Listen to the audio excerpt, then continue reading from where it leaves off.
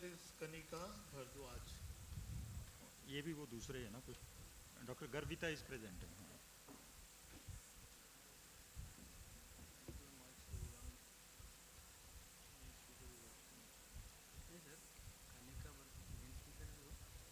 Good evening, judges. She is not Kanika, no?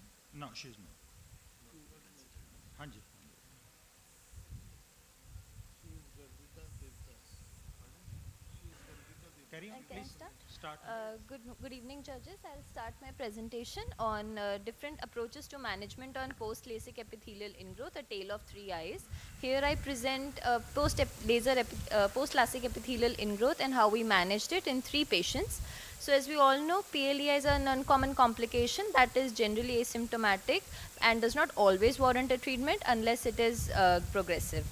This is the first case where the patient presented to us with bilateral epithelial ingrowth. Patient was a 34-year-old male, presented with blurring of vision since 2 months.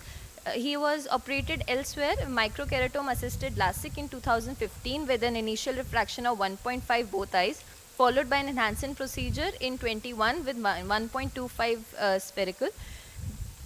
So both the eyes had Probst Marchand grade 3 epithelial ingrowth. There was the uncorrected visual acuity was 6/9 in the right eye and 6/6 in the left eye. Plan of action for the right eye, we planned a flap lift with manual debridement, and in the left eye, we planned an Nd:YAG laser. So for the right eye, this is the surgical video. I'll quickly describe it. The flap was lifted very gently, and using a hockey stick, we debrided the 1 minute. Using a hockey stick, we debrided the epithelial nests on the cornea as well as on the undersurface of the flap. And ultimately, using glue, we deposited the flap back, and a BCL was placed over it to prevent any future ingrowth. The patient has been on follow-up for almost 2 years now.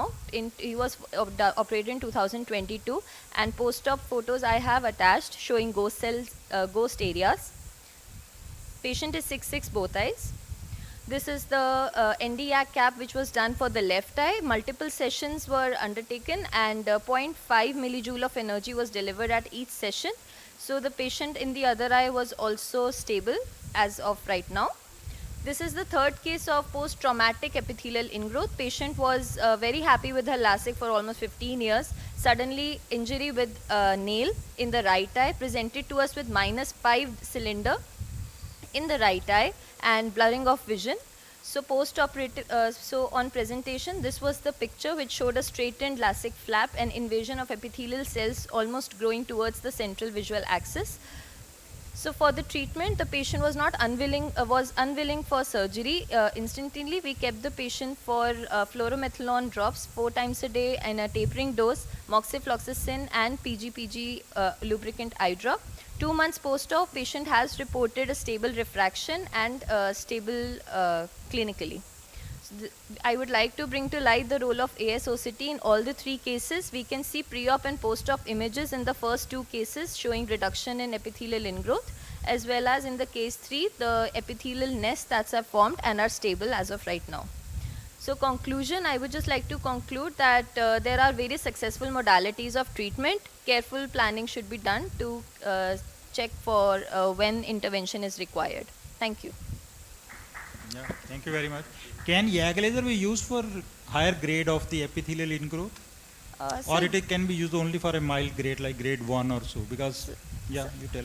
In our patient, it was a grade 3, Grade 3. Probst grade 3. It was beyond So 2 mm of flap margin. So in such cases, firstly, there are 2 things to be taken care of. Nd:YAG cap can cause flap melt in the future. So the energy that is given yes, is... you need lot of energy also if it is a grade 3 That's what- epithelial ingrowth. That's why we divided the sessions or delivery energy. There were 3 settings, and as I said, only 0.5 millijoule of energy was used in every shot, and care was taken that patient was followed up for almost 2 months, the initial period during the sessions were conducted.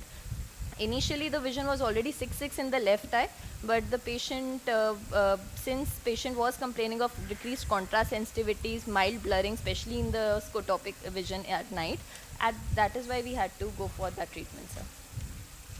That's it. Thank you. Thank you. These two are not stuck, sir. No, absent of Supriya and